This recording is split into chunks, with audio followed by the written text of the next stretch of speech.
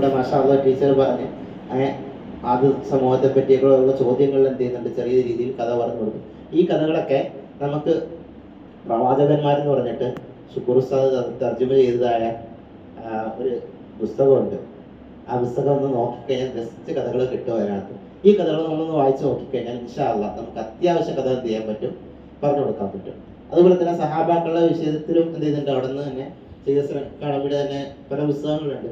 ഒന്ന് ജസ്റ്റ് വായിച്ചിരുന്നു കഴിഞ്ഞാൽ നമുക്ക് കുട്ടികളുടെ മുമ്പിൽ ഒരിക്കലും നമ്മൾ ദിനിയാത്ത് പൊതുവെ പറയാറുള്ളതാണ്, ഒന്ന് മുത്താല ഉണ്ടാകണം.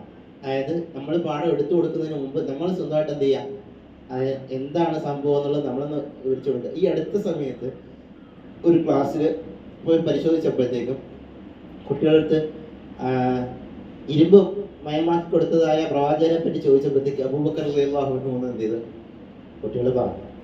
സംഭവം അവരേത് കാലത്തുള്ളത് ഇവരേത് കാലത്തുള്ളതെന്ന് കുട്ടികൾക്ക് മനസ്സിലാക്കി കൊടുക്കാൻ ആർക്ക് കഴിഞ്ഞില്ല? അധ്യാപകർക്ക് കഴിഞ്ഞില്ല. അത് കഴിയാത്തതിന് കാരണം എന്താണ്? ഈ ചോദ്യങ്ങൾ കൃത്യമായിട്ട് പഠിപ്പിച്ചു കൊടുത്തുന്നതിൻ്റെ അപ്പുറത്തേക്ക് എന്ത് ചെയ്തിട്ടില്ല, ഒരു വകയും പറഞ്ഞു കൊടുത്തിട്ടില്ല. ഇതാണ് സംഭവിച്ചത്. അപ്പോൾ അതുകൊണ്ടാണ് കുട്ടി എന്ത് ചെയ്ത് ആദ് എന്നുള്ളത് അബൂബക്കർ എന്ന് പറഞ്ഞാൽ രണ്ട് പേരെന്നുള്ള വ്യത്യാസമേ ഉള്ളൂ. ഈ ഒരു അവസ്ഥ കുട്ടികൾക്ക് ഉണ്ടായത്. ഒരിക്കലും അത് ഉണ്ടാകാൻ പാടില്ല.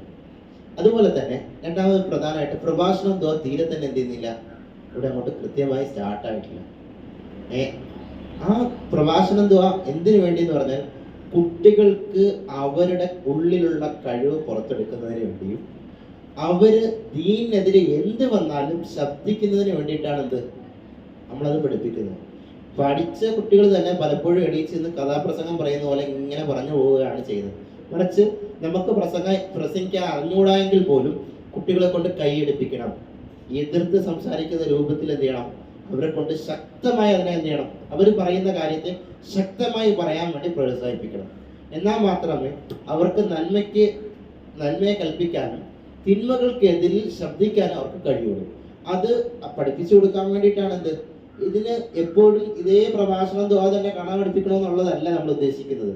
മറിച്ച് പ്രഭാഷണം ദുആ പഠിപ്പിക്കുന്നതിൻ്റെ ഇടയിൽ എന്ത് ചെയ്യണം, നന്മകൾ കൽപ്പിക്കുന്ന രീതിയിലും തിന്മകൾ തടയുന്ന രീതിയിലും മറ്റു കാര്യങ്ങൾ പറയിപ്പിച്ചാലും എന്തില്ല, പ്രശ്നമില്ല. അതിൻ്റെ ഇടയിൽ തന്നെ ഇന്ന പ്രശ്നങ്ങൾ ഉണ്ടാകുന്നുണ്ട്, അതെല്ലാം നമ്മൾ ഒഴിവാക്കണം എന്നുള്ള രീതിയിൽ കുട്ടികളെ കൊണ്ട് പറയിപ്പിക്കുന്നത് കൊണ്ടും യാതൊരു പ്രശ്നവുമില്ല. നമ്മളുടെ അവിടെയുള്ള ഔട്ട്കം ഇതാണ്.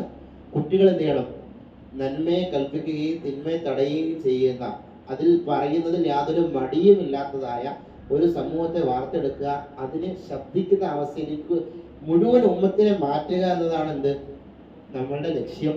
അതിനുവേണ്ടിയാണ് എല്ലാ കുട്ടികൾക്കും എന്ത് ചെയ്തിരിക്കുന്നത്, കൊടുത്തിരിക്കുന്നത്. ഓരോരുത്തർക്കും ഓരോ ശൈലിയായിരിക്കും. പക്ഷെ ആ ശൈലിയിൽ കൃത്യമായി ആ ദീനിന്റെ കാര്യം പറയാൻ വേണ്ടിയിട്ടുള്ള ആ ഒരു ആർജവം കുട്ടികൾക്ക് കൊടുക്കലാണ് നമ്മൾ ഇതിലൂടെ ലക്ഷ്യമാക്കുന്നത്. അത് എന്ത് ചെയ്യണം, ആ രീതിയിൽ തന്നെ പഠിപ്പിച്ചു കൊടുക്കണം. അഖീദയുടെ വിഷയത്തിൽ കിട്ടേണ്ടതാ കലിമത്ത് ഷഹാദ. ഷഹാദത്ത് എന്ന് പറഞ്ഞാൽ സാക്ഷ്യം വഹിക്കലാണ്. സാക്ഷ്യം വഹിക്കുന്നതിന് കൃത്യമായ രൂപം അവർക്ക് കിട്ടുന്നുണ്ടോ എന്നത് എന്ത് ചെയ്യണം, നമ്മളൊന്ന് ഉറപ്പിക്കണം. ഉറപ്പിച്ചിട്ടേ എന്ത് ചെയ്യാവൂ, പോവാവൂ. അല്ലാതെ കുട്ടികൾ ചോദിക്കുമ്പോഴത്തേക്ക് എന്തുണ്ട്, എല്ലാവരും കൃത്യമായി കലിമത്ത് ഷഹാദ പറയുന്നുണ്ട്, അല്ലെങ്കിൽ കൃത്യമായിട്ട് കലിമത്ത് ത്വയ്യിബ പറയുന്നുണ്ട്, ഈ ഒരു അവസ്ഥ ഉണ്ടാകരുത്. മറിച്ച് അതെന്താണെന്ന് അവർ മനസ്സിലാക്കി, അതുപോലെ തന്നെ അത് കൃത്യമായി അവർ മനസ്സിലാക്കിയാണ് പറയുന്നത്. ഇത് നമ്മൾ ഉറപ്പുവരുത്തണം. ഇത്രയും കാര്യങ്ങളാണ് പ്രധാനമായിട്ട് സൂചിപ്പിക്കാനുള്ളത്. അവസാനത്തിലുള്ള ചാർട്ടുകൾ കൃത്യമായി ശ്രദ്ധിക്കണം. അടുത്ത പ്രാവശ്യം വരുമ്പോൾ ചാർട്ടുകളുടെ വിഷയം, അതുപോലെ തന്നെ പ്രഭാഷണ ദുആയുടെ വിഷയം, അതുപോലെ തന്നെ കുട്ടികൾ